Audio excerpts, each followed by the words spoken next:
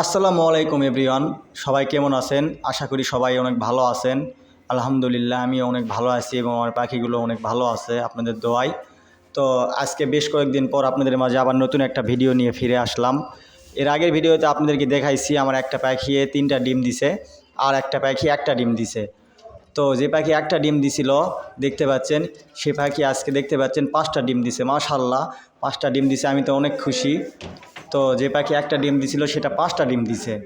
তো আর একটা পাখি যেটা 3টা ডিম দিছিল সেটা 4টা ডিম দিছে, আর একটা ডিম বেশি দিছে। তো ডিমগুলো লাল লাল হয়ে আসতেছে, বাচ্চা খুব শীঘ্রই হয়তো উঠবে আশা করি, ইনশাল্লাহ আল্লাহ।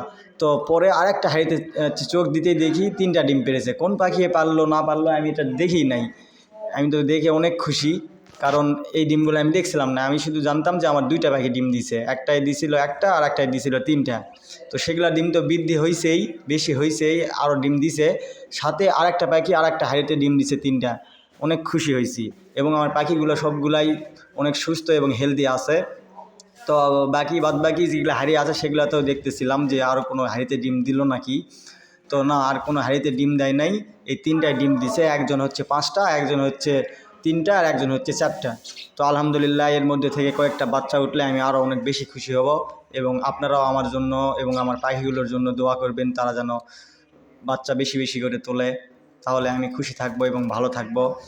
এবং আপনারা সবাই আমার পাশে থাকবেন।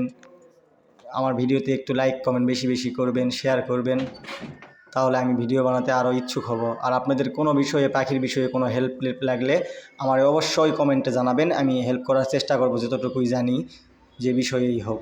তো সবাই ভালো থাকবেন। আল্লাহ হাফেজ।